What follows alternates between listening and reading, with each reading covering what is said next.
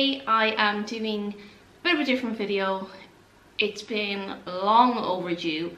It's probably one of the videos that I should have done like 3.5 years ago when I first started making YouTube videos. I think it's going to be quite difficult for me personally to talk about a lot of these things because I haven't really talked about these before with anyone, and it's been kind of something that's been in my head. I think that me sharing what I've been through might help some other people like get through tough times themselves and see that there is light at the end of the tunnel and that you can get through these situations. So just a quick disclaimer, I am not condoning anything that I did in the past. I'm not saying that anything I've done was the right thing to do. If anything, I'm saying it was the opposite. I don't know why this is so difficult. I thought it'd be really easy. I'm literally just going through the timeline of my life and my fitness journey. The reason I'm recording this today, my fitness journey, is because right now I'm going through a bit of a rough patch. I've been feeling a little bit down about myself, and I just thought that maybe it might help me get through my own rough patch, to look back on how far I've come and to kind of talk about things that have happened previously. I'm just going to start because I'm kind of dragging out this intro a bit too much and making it a bit too dramatic. Like, it's nothing sordid or disturbing that you're going to hear. It's probably normal to a lot of people, and I just want to share what I've been through with you guys so that you get a better grasp of what I've been through, where I am now, and where I'd like to be. So as many of you may know if you've been following me for a while, my name is Lainey, I'm Irish and I live here in the UK. I grew up in a small town in the Midlands of Ireland. I grew up in a very normal Catholic Irish family. I had 2 older sisters, younger sister, and when I was about 11, my mum had my younger brother. So big Irish family, very close with all our cousins, because that's kind of an Irish thing, like your cousins are like your siblings. My parents owned their own business, they worked for themselves, they were always quite busy, but they did everything they could to give us everything we wanted. I never thought that we were like poor or anything like that. Until I look back on it now, we probably didn't have a lot of money, but at the time I never thought we were poor or, you know, struggled with money. I just thought we were like a normal family like everyone else, which we probably were because it was Ireland in the 80s. So growing up, my mum and dad, they would drive us to every class possible. My parents were like a glorified taxi service, really. They would bring us to, there was 4 girls, all doing ballet, all doing gymnastics. Some of us did horse riding, some of us played tennis, some of us played basketball, and literally it was just a timetable of bringing us to and from all these different classes. My favourite thing growing up was ballet. Ballet was what I really loved and enjoyed, and I did that from when I was about 2. Because I had 2 older sisters, they were already doing ballet, so I was like a toddler in my nappy, like doing pliés and stuff at the back of my sister's class, to the point where my ballet teacher Annika was just like, you know what, just send her next year. So I was really young starting ballet. I was probably only about 3,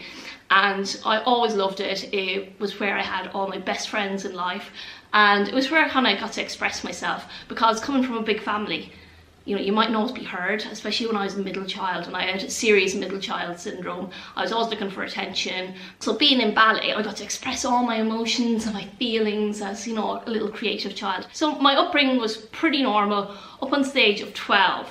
Now at 12, my eldest sister was killed in a car accident. It kind of shook my entire family. When my sister died, it just, obviously it was a freak accident, and I didn't realise at the time, but I felt like I blamed myself, and I always wondered why it had been her instead of me, and I personally felt that it would have been better if it had been me rather than my sister. I know that's a crazy thing to think, but that's how I always felt as a person, that why was she taken away and I was left behind? Left with all these emotions as a 12-year-old, just turning into my teens, into adolescence. I had a lot of these pent-up emotions that I didn't know how to deal with, and to be honest, I just put them to the back of my mind and concentrated on what normal teenagers concentrate on, which is boys and trying to make friends and trying to fit in. Because I grew up in a small town, I was always known as the girl whose sister had died,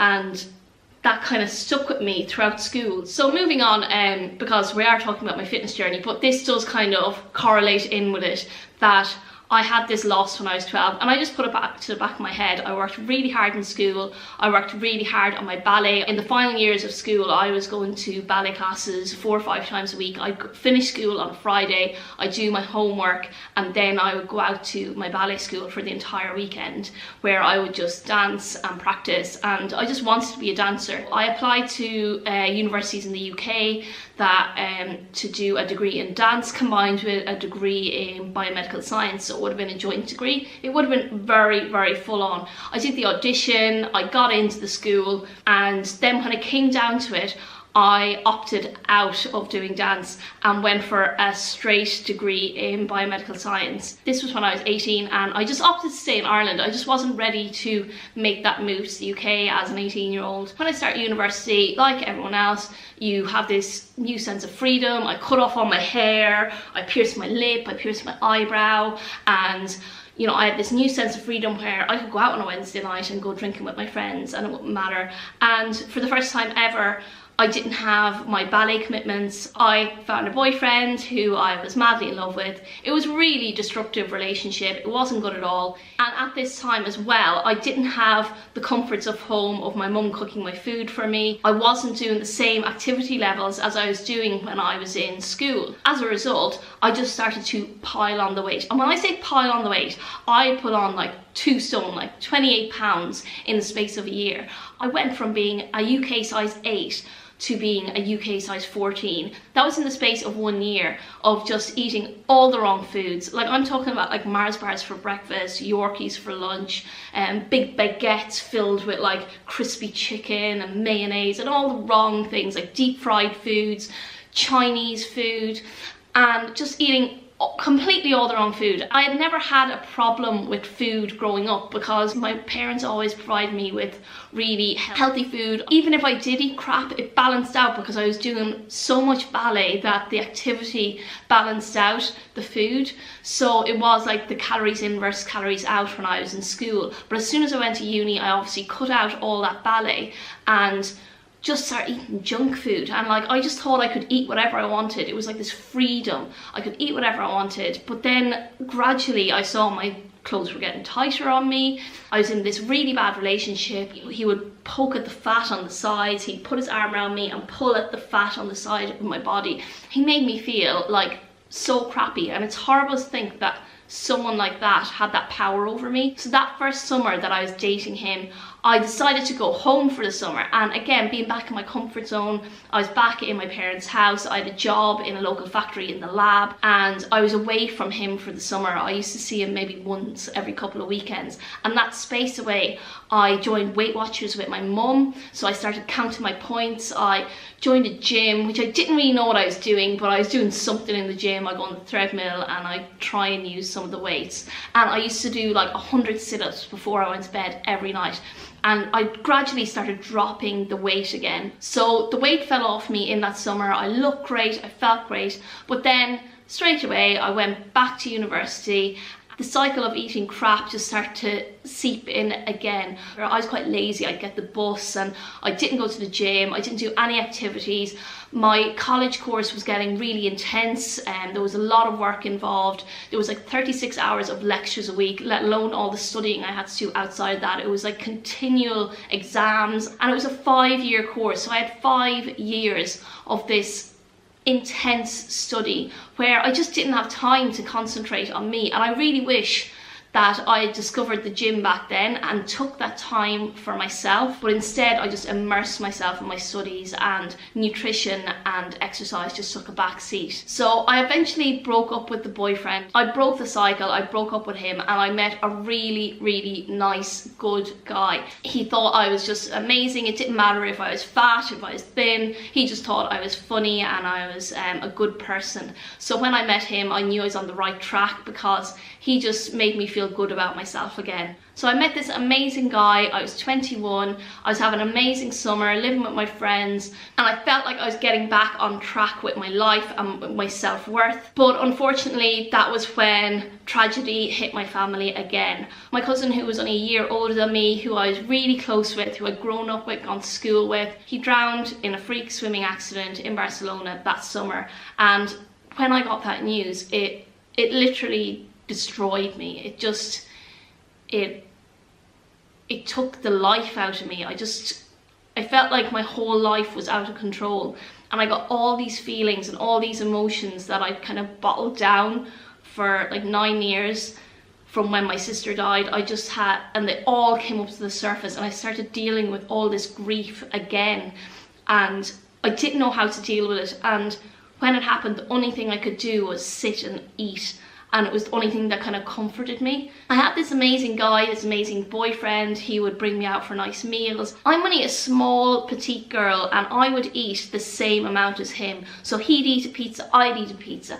He'd eat like a big pub meal of a burger and chips, and I'd eat it. And I just started, the weight started to creep back on me again, and I just started to feel lack of self-worth, and the weight was creeping back on me, and again, I wasn't doing any exercise, I wasn't doing anything to counteract it. I just felt like everything was out of control. The only thing I had was this really nice boyfriend, but apart from that, I just felt like my whole life had spiraled out of control. So when I finished university, I qualified, I got an honours degree, I did really well. I still had this amazing boyfriend, but I also had these extra 20 pounds that I gained again in university. So I gained this weight twice in university. I used to call it my happy weight, but it wasn't really happy weight. It was actually like a way of coping with how I felt. So instead of feeling this emptiness inside, I would just like eat. And I'm sure loads of you feel that way, that sometimes when you feel empty, you just have to eat. It's strange because later on in life, all I wanted to feel was empty. But at this point, I just wanted to feel full, and I wanted to feel happy. And it was very hard to fill the void that had been left through my grief. I was looking at this photo from this wedding we'd been at, and my arms were wrapped around my ex-boyfriend in a photo, and I always thought that it was my legs that were fat, but in this photo I had big chunky fat arms, and I was so embarrassed that that was the way I looked in this photo. I was embarrassed by how I looked. So I decided when I started working that I would join Weight Watchers again. So this time I took it really seriously. I was counting all my points. I was saving up my points for the weekend so I could have food with my boyfriend, and I was also saving for a house at the time. So that was my focus. I was like focused on losing weight, getting this amazing life. I was going to be this thin, successful woman who bought a house with her boyfriend and had this amazing life, and I could just forget about all the shitty stuff that had happened in the past. Every week I was checking in at Weight Watchers meetings, and I was dropping the weight every week, and it just dropped off me, because that's what it does. Like you're restricting your body, you're putting it into a deficit, and it definitely does work. But I just got addicted to seeing the weight drop on the scales. I got addicted to it. I wanted to see it go lower and lower, and at the time all I saw was these skinny amazing girls, and that's all I wanted to be. I wanted to be skinny, I wanted to be thin, I wanted to be like the girls from Sex and the City. Sarah Jessica Parker had this tiny petite frame, Courtney Cox and Jennifer Aniston, and they were all these like really thin, amazing looking girls, and I just wanted to be thin. That was like my main goal, was to be thin. So I started cutting down my points to the point where I was surviving on very, very little food. I would have maybe an apple at breakfast, I would drink Diet Coke at lunch, maybe a cappuccino at lunch, but like I was counting every calorie from that cappuccino. Then dinner time, again, I might have an apple. I restricted my food so much, and the weight did fall off me. And I remember my sister was getting married, I was going to be chief bridesmaid, so I just stopped eating. Like I literally was eating barely any food, just enough to survive. I remember going out for lunch with my sister, and we had soup and a sandwich, and all I ate was like a bite of the sandwich, and I didn't even have the soup.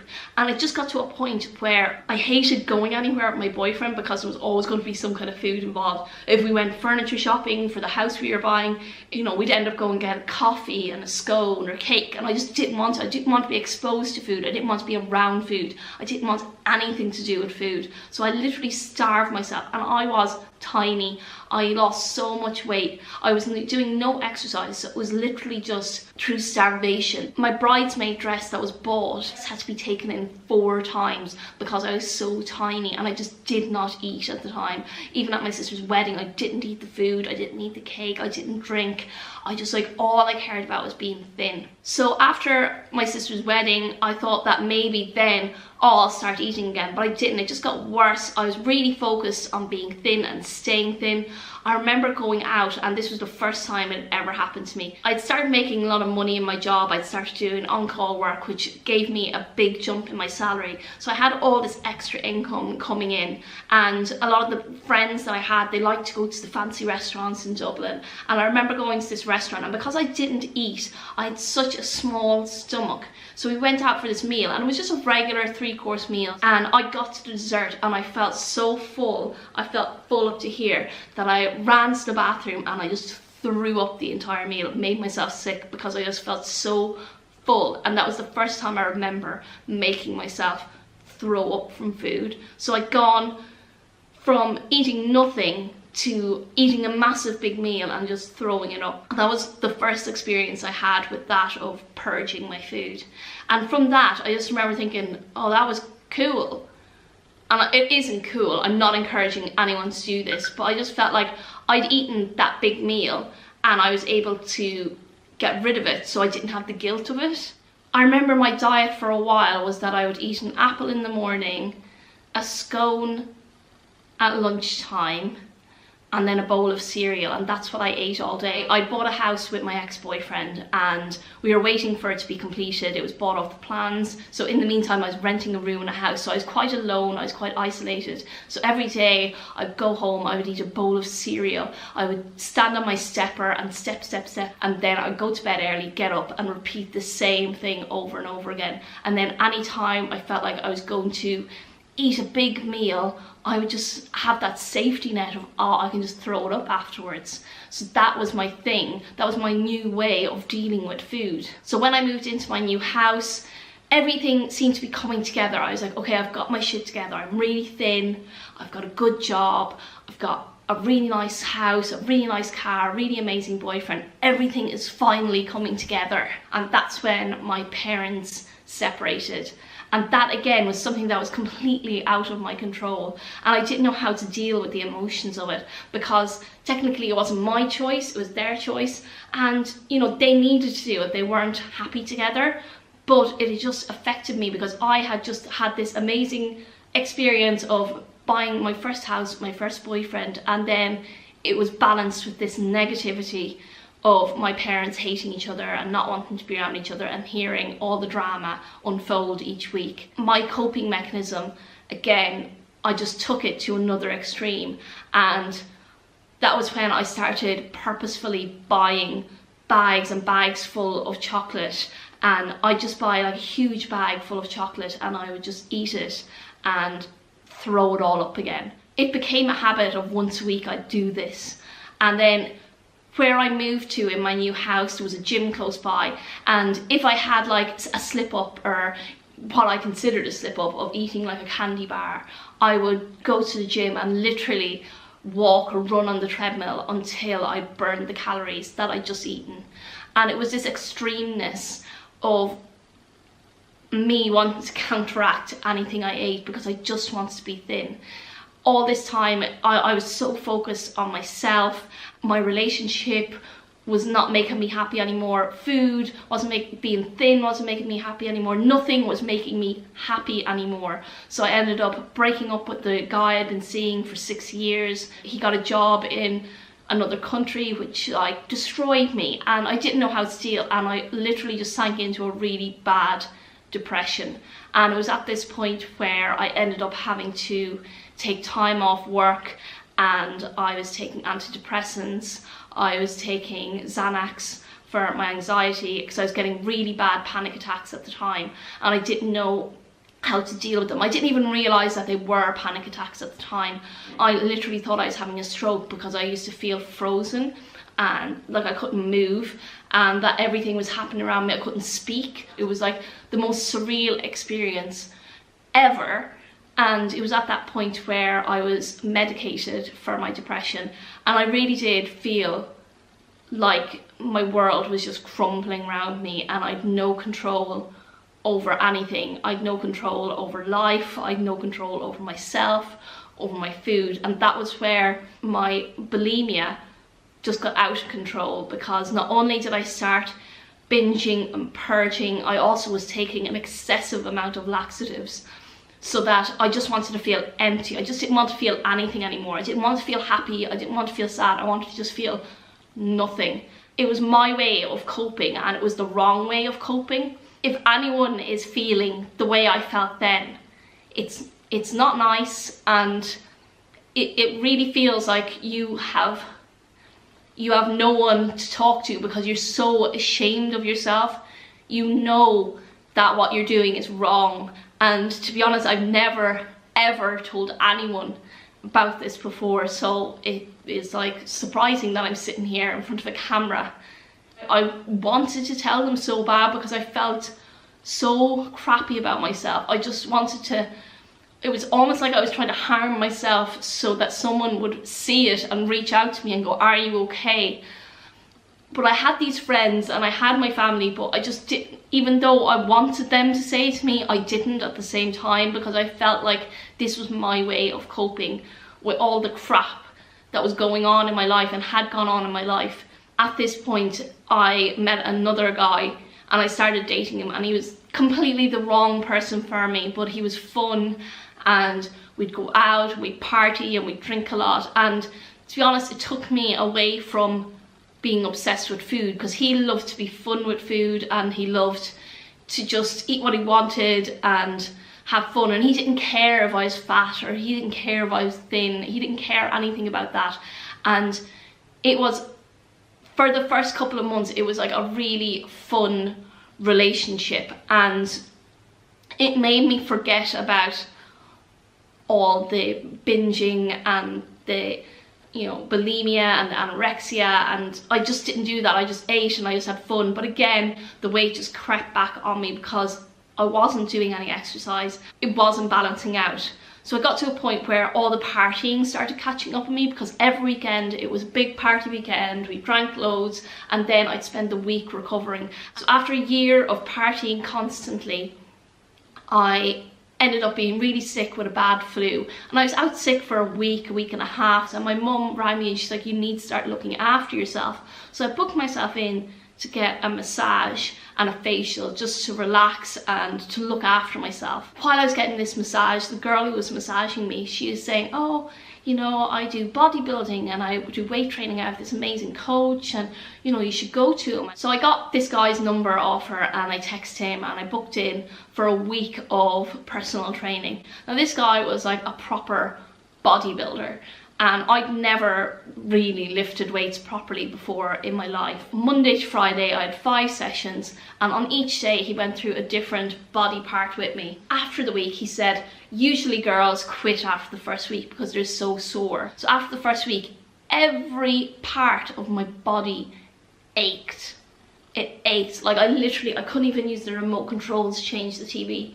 But I felt like I'd have achieved something. In that week, I felt a change in myself. I was like, I want to change. I'm sick of feeling you're obsessed about food. I started seeing him every week for 5 sessions a week. Now, as I got better and I knew more what exercise to be doing every day, these PT sessions went from 5 times a week to 3 to 2, but I was still going into the gym 5 days a week. And then I was going into the gym every day after work. It was just my way of going in and relieving the tension. I just went in, I lifted weights. There was no cardio involved. It was literally just lift weights.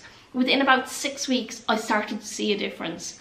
And that's when I started cleaning up my diet a bit as well. So instead of having big baguette at lunch packed with like crispy chicken or something like that, I was bringing in packed lunches every day. I was having chicken and rice and sweet potatoes, and every day I was coming home and I was cooking these healthy stir fries and eating chicken and sweet potato and salmon, and I just started eating healthier. I didn't make a conscious decision to eat healthier, it just started happening. I just wanted to change. I started drinking more water, and that was the point where I stopped going out at the weekends, because when I went out and I drank with my friends, then I was hungover on a Sunday, and when I was hungover I couldn't go to the gym, and I was like, screw that, I love the gym. So I gave up drinking, not a conscious choice, but because I didn't want to be hungover and miss my gym session, because I loved my Sunday gym session. That was when the gym just started taking over, and within a couple of months I started to look really good. I had cleaned up my diet, I wasn't drinking and partying anymore, and I was going to the gym like almost 7 days a week. I just loved it. Now, I didn't even know what any of the big bodybuilders were. I'd never even seen a bodybuilding show. I didn't even know that girls could compete in them. And then I saw that there's this bikini category, so girls who were like just slim and they had like nice abs, nice legs, nice shoulders, and they got all dolled up, they got their hair done. I've been training about 4 or 5 months, and I definitely start to see huge changes. So I asked my coach, can I do a competition? He looked at me and said, no, I don't think you'll be ready.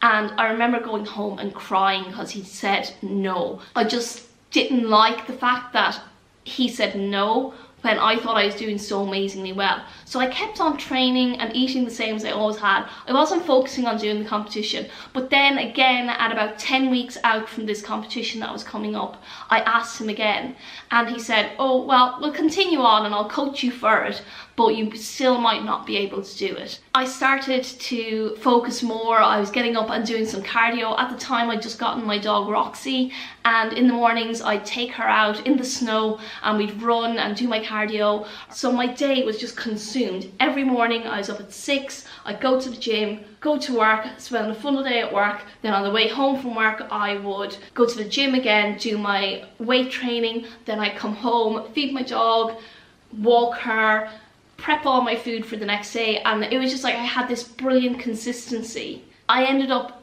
doing that competition. I ended up coming second in my first ever competition, and even my mum said when I stepped out on stage, she was so proud of me. She said, oh my god, you could actually win this. So following on from that competition, I was just on a high. I felt so good about myself. I'd achieved so much, and I wanted to do another competition. So I continued in the same strength as I had. I continued dieting for another 6 months, and in that time I broke up with the guy I'd been seeing, and in that time I actually met Lex. Once I came second in my competition, people started asking me about my food and my diet, and I didn't really know what to say, because I said, like, all I did was I ate chicken and I ate oats, and I had like a restricted clean diet, I remember being asked by someone about carb cycling, and I didn't understand what they were talking about, because I literally just looked at my food, would say there's a portion of sweet potato, a portion of chicken, a portion of veg, and that was my meal. But I didn't understand about the carbs, fats and protein breakdown. So when someone asked me about my carbs, I didn't know what to tell them, because I was confused, because I hadn't learned that. So when I asked my coach what carbs I was meant to be taking in, he asked me, did I think I was a pro? Did I think I was professional, or why did I need to know how many carbs I had to have in my diet? And it just made me feel really stupid, and that like I assumed that I was some kind of pro bodybuilder, and that I needed to know, and that at my level and at my amateur level I should just be eyeballing my food and just eat clean and then get the results. So when I met Lex, he was obviously a flexible dieter, and I could not get my head around the fact that he could eat ice cream and he could eat chocolate and still get in shape, because he looked amazing. And he started explaining to me about IIFYM and about tracking your macros, and to be honest I was very dubious about it, and I had to just stick with my plan with my coach. And I had my competition coming up, and Lex was not going to distract me from my goals of winning the competition that I was entering. And when I entered the competition, I was determined to win. I'd come second in this competition last time. My focus, my goal was to win this competition. I looked amazing, but I didn't look the same as the rest of the girls. I had big legs and I just didn't come in the same kind of condition as these girls. So I came 6th in this competition and my heart was broken. I was just destroyed. And it was at this point where I turned to Lex and I was like, teach me about macros, teach me about IIFYM. I broke away from my current coach and I started letting Lex coach me and teach me about macros. So he gave me my macro breakdown. I started eating to hit my macros. It allowed me to have chocolate in my diet. It allowed me to have ice cream in my diet. And that's where I became more comfortable with dieting and I had this control that I needed. Before, I had the control in the way that all I would eat was clean, but that restricted me in that I couldn't go out for meals with my friends. I couldn't go out to family events. I arrived to family events with Tupperware full of food because I couldn't eat what was being served. Whereas when I was with Lex, he brought me to Nando's and I was able to eat the food in Nando's and not feel like, oh no, there's salt on that, or oh no, what's that sauce? I was able to just put it into my MyFitnessPal and track it. So I had this control over my food. And that was what saved me, was that I was suddenly able to eat what I wanted and be creative with my food, because I always had this creative streak in me. I always felt this creativity, but I couldn't do it because I was restricted. And that obsession with clean eating, it took a while for me to get past that.